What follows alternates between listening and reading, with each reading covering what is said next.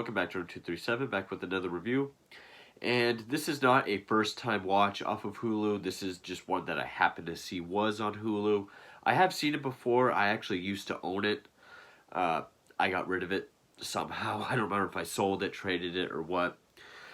But before I get into that, I do want to say, yes, I am guilty of making my videos a bit lengthy. That's not by design. I happen to go on for quite a while, and I've been trying to make them shorter. So hopefully with this video, it will be shorter because I don't want to talk about this movie for very long, and there really is not much to say. It is a remake from the height of remakes from the 2003 to present period. This is from '06 when remakes were just rampant. Of a film that I am a big fan of, and it is When a Stranger Calls. Now, I am a big fan of the original 1979 film. Yes, I do still need to get it by itself, because it deserves to be by itself. Now, the original When a Stranger Calls is pretty much known for its opening 20 minutes. A lot of people think that the whole movie is the babysitter with kids that gets these threatening, scary phone calls. But that's just the opening 20 minutes. There is a whole other movie after that. And yes, I will say the movie kind of dips. It gets less interesting, but it's still a very good movie. But yes, the opening 20 minutes is what makes this movie a classic, is what makes it completely memorable, along with Carol Kane's performance. I don't think back then maybe people complained that it wasn't the whole movie. I think that's more so contemporary audiences go to check it out. They're like, oh, the babysitter was just the first 20 minutes. It wasn't the whole movie. And so maybe that's why they decided for this remake to just make it the whole feature. Take that first 20 minutes and stretch it to 90. Or maybe it's because of that remake when people go back to this one, they're like, what the hell, it's not the whole movie? I don't know. But, yes, this remake is essentially a remake of the opening 20 minutes of the original film. It's just the babysitter babysitting, getting the phone calls. The call is traced to the house. We all know the story. We all know the urban legend of the babysitter who keeps getting these anonymous phone calls. You know, have you checked the children yet? And that when it's traced, it's coming from inside the house. The thing is, though, what makes this work was that they told it in 20 minutes. That urban legend story is a 15-20 minute creepypasta. It's a few pages of scary stories to tell in the dark. It's a short story. And 20 minutes was the perfect amount of time to just tell the story, build the tension, have the atmosphere, have it very well acted by Carol Kane, and have it be very scary and effective. If it had gone on any more than 20 minutes, it would have just felt dull, boring, repetitive. It wouldn't have worked. And that's this movie's big problem. Is that there's not enough there to drag it to 90 minutes, or however long this was. 87 minutes. It was directed by Simon West, who I know has done other stuff I've seen. Con Air, Tomb Raider, Mechanic, Expendables 2.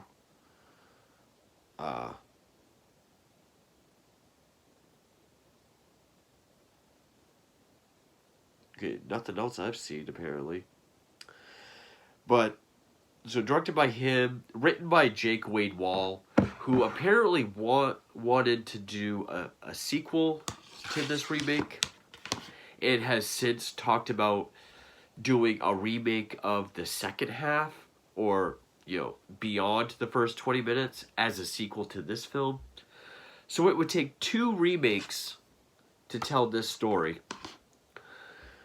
But I think he's been wanting to do that since '06, and I think it might have resurfaced recently, but whatever. Based on What a Stranger Calls by uh, Steve Fakey or Feek and Fred Walton. Fred Walton was the director of the original. Stars Camilla Bell, Brian Garrity, Katie Cassidy, Tessa Thompson, Clark Gregg, with the stranger being played by Tommy Flanagan on screen and voiced over the phone by Lance Hendrickson, the horror icon. One of, I think, two people to be killed by an alien predator and a Terminator, the other being Bill Paxton. It is a huge disservice to Lance Henriksen because they don't give him anything to do. All he says is, have you checked the children? How were the children? And then, saying like, this isn't Tiffany or who's Cody. Even the creepiest line from the original when she says, well, what do you want? And he says, your blood all over me. Here, it's literally phoned in. Pun intended, because fuck it. She's like, what do you want? And he just says, your blood all over me. Like, it's so bland. And I remember I did not see this when it first came out. I saw this probably a decade after it came out. This was another movie where a friend of mine was moving. He was getting rid of stuff he didn't want, including a bunch of movies. He gave me a handful of his old horror movies. This was one of them. And I had it for a while before I finally watched it. Because I knew what it was, and I was just like, there's why. And then one day I was just like, screw it. It's going to be bad, and it was. I did all I could to get through it then. I did all I could to get through it now. This is actually my third night in a row trying to watch this movie. Because I find myself playing on my phone or falling asleep. Because this movie does very little to keep your attention. And I'm a guy who, some of his favorite movies are ones that are notorious with people for having nothing happen. Blair Witch Project, The Witch, going as far back as like The Shining, Lighthouse. But at least those movies have atmosphere, tension, build up, characters. This movie doesn't have anything. Also, it is the psychological horror film that the original is, maybe a bit more of a slasher. So it is a huge detriment that it is PG-13, because all the victims are off-screen to death. They're killed by off-screen. However, I'm not going to harp on it as much as I normally would, because I get that their main, target audience would be junior high and high school girls. They're junior high and high schoolers, more specifically girls that babysit. Which I remember when it came out, there was a ton of girls at school that said this was like the scariest thing they've ever seen. I don't completely fault Camilla Bell for her performance. I mean, it is kind of bland, but I think a lot of that is just the writing and the material itself. I mean, throughout most of the film, like the first half, even in between phone calls, it's her walking through the house, it's her looking out the window, it's her getting something to eat, her reading or doing homework. It's just her walking through the house. I will say, the look of the house and the setting is cool. It's a cool looking house on the lake. There are some nice shots from the outside, kind of water level looking at the house. They could have made it very atmospheric, being out in the woods during like a rainstorm, but there's no atmosphere. No real cool scenes or anything. I mean, there's even like a courtyard that's like glassed off, like right in the middle of the house, that has like a mist system, which does come into play later. That doesn't build any kind of atmosphere or tension or anything. Even when the killer's revealed that the killer's hiding up in the rafters, it's I mean, it's just this overhead shot that shows Jill with the kids, and it kind of pans over, and then with a loud music, we see the killer. They could have done, like, I always go back to Halloween, when Annie and Laurie are on the phone, and Annie's in the kitchen, the background is Michael Myers. She walks by, we see him, cut to Laurie, cut back to Annie, and he's gone. Not really any music or anything. It didn't do anything like that. The phone calls with the police sounded very fast. Like when they called to say, we traced the calls coming from inside the house. Not really any. It didn't feel as payoff as the original. And yeah, this has all the cliches. I mean, she thinks she hears something, but oh, it's just the housekeeper. Or she thinks someone else is. She thinks she hears someone else in the house. Oh, it's her best friend from school, who is, more self-appointed bitchy.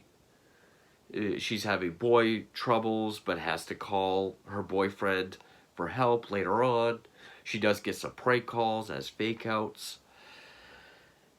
And again, the performance is just kind of bland through the whole. Bland really describes this movie. There's no. I struggled to find any shots that looked cool. Or, I mean, anytime they show. Because the house isn't very lit throughout the movie, it's very dim. So like, every time there's like a dark hallway or a dark stairwell, it doesn't, convey any dread or fear or anything. It just looks like a hallway with no lights on. And, I mean, we don't even know the housekeeper's dead until we see her. The camera rushes towards her friend when she goes to leave, and then before she even turns around to scream, we cut away from her. So yeah, they're all killed off screen. I do like how the arresting officer is Roy from The Office. That's probably the most exciting thing about this movie. But yeah, it just feels forced. I mean, like that "your blood all over me" line. It was creepy in the original. Here, it sounds like they're saying it just because it was in the original. But I guess Camilla Bell was hurt during the making of this. Originally, it was going to go to Evan Rachel Wood, and during weight training and running, and for preparation, Camilla Bell did hurt her hand and run into a window. And was filmed in Vancouver. It made $67.1 million on a $15 million budget, so it was a modest hit, which I'm surprised. I figured this would have had huge box office returns, just because I remember when this came out, and I remember, I went to school with a lot of girls that babysat, and I remember all of them talking about it. I had no interest to see it even then. The score was done by James Dooley, and the score is as generic as you would expect. The climax isn't even really that interesting. I mean, the whole thing where she's trying to hide in that garden courtyard while having the mist go so that he can't really see her, then having to hide under the bridge while he gets in and walks around. It even tries to be creepy, like it shows him walking by the glass with his finger against it so we hear the squeak. It's not very intimidating or scary. I do like how we don't see the killer's face until one of the last shots when he's being driven away. It has the Carrie ending with a fake out dream sequence where she's in the hospital, she's walking around, it's completely deserted, but the phone's ringing, and then he grabs her from behind. And then she wakes up screaming and thrashing and having to be held down while the camera quickly pans backwards out of the room and down the hall. So it has a Carrie ending. And yeah, there really just wasn't enough material. I think they were so focused on what was in the original 20 minutes that they didn't really add anything. They didn't try to make anything original to try to be scary. The only idea I could think of was when she runs to the guest house, because I think the couple's older son lives out in the guest house. She sees the light, so decides to go over there to see if someone can help her or stay with her. And then the phone over there rings, and she's trying to keep him on the line for 60 seconds so it can be traced. She succeeds, but then when she goes to call the police back, she realizes there's two different phones. He called a different phone line, so it didn't work. That was really the only kind of thing I thought was different and new for this film. There really just wasn't enough to stretch this out to 87 minutes. I mean, that is why the first 20 minutes of this is perfectly paced, perfectly acted, perfect, like, amount of time and pacing for a methodical build-up, a gradual, more insidious build-up. The calls are increasingly more threatening and disturbing. Here, though, throughout most of the film, you just have her walking around. And she doesn't even really seem that scared. I mean, she kind of pants with like a stern look on her face, but she doesn't ever really look frightened. Carol Kane was much better.